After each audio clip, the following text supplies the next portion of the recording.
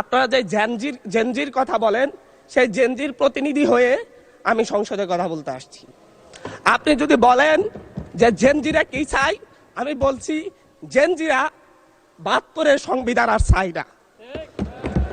আপনি যদি বলেন জেনজিরা কি চাই, আমি বলতে এসেছি জেনজিরা এটাই চাই, স্বাধীনতার ৩০ বছর পরে জন্ম নিয়ে আমার মতো যারা সন্তানরা রয়েছে তারা কেন ভোটাধিকার পাই নাই, তার জবাব চাই।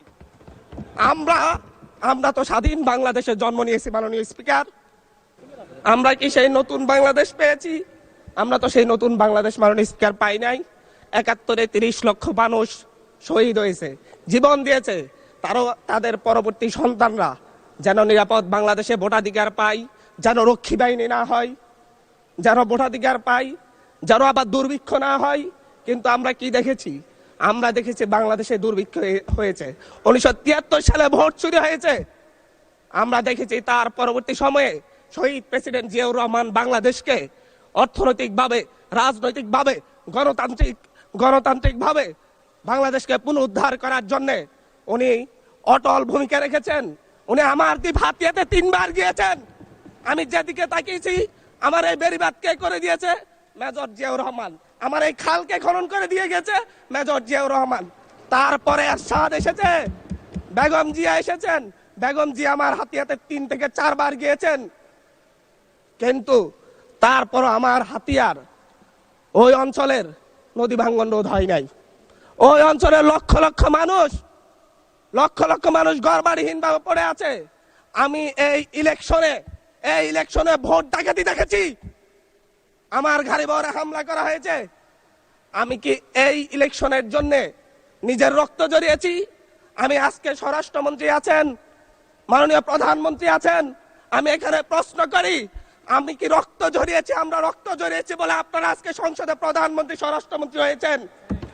রক্ত ঝরার পরে, রক্ত জড়িয়ে গুলিবিদ্ধ হয়ে ৩ দিনের মাথায় গুলিবিদ্ধ হয়ে, দয়া করে থামুন। মাননীয় সংসদ সদস্য, আপনার বক্তব্য অব্যাহত রাখুন। ১৪৪ ধারার মধ্যে আবার নিজে গুলিবিদ্ধ পা নিয়ে বের হয়ে গিয়ে সংবাদ সম্মেলন করে বলেছি আবার রাস্তায় নামুন, আজকে প্রধান হতে হবে। আমরা বলেছি নতুন বাংলাদেশ দিব। আমরা নতুন বাংলাদেশ আবার প্রতারণার রাজনীতি দেখতে চাই না, প্রবঞ্চনার রাজনীতি দেখতে চাই না। যেই গণভোটের পক্ষে আমাদের মাননীয় প্রধানমন্ত্রী প্রচারণা চালিয়েছেন, যে আদেশের পক্ষে মাননীয় সরকার দলীয় সংসদ সদস্যরা প্রচারণা চালিয়েছেন, আজকে এখানে সেই কেন এটা নিয়ে আবার দীর্ঘ আলোচনা হতে হবে। আমরা ৯০-এর গণঅভ্যুত্থানের কথা বলে যাই নাই। ৩ জোটের রূপরেখা হয়েছে, বাংলাদেশ গণতান্ত্রিক ভাবে উত্তীর্ণ হবে কথা দেওয়া হয়েছিল। কিন্তু ৯৪ সালের মাগুরার নির্বাচন কারা আয়োজন করেছিল? কারা ৯৪ সালে মাগুরার নির্বাচন আয়োজন করেছিল? আজকে আবার এই সংসদে দাঁড়িয়ে আবার এমন একটা ব্যবস্থা নিয়ে যাচ্ছেন, আরেকবার যে মাগুরার নির্বাচন আয়োজন করবেন না, এর নিশ্চয়তা কে দিবে?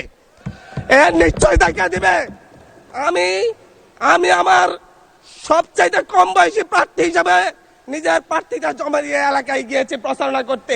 ৩বার হামলা শিকার হতে হয়েছে। ২০০-র বেশি সার্ভিস ও ফিচারে লেনদেনের সব বিকাশ অ্যাপে সম্ভব।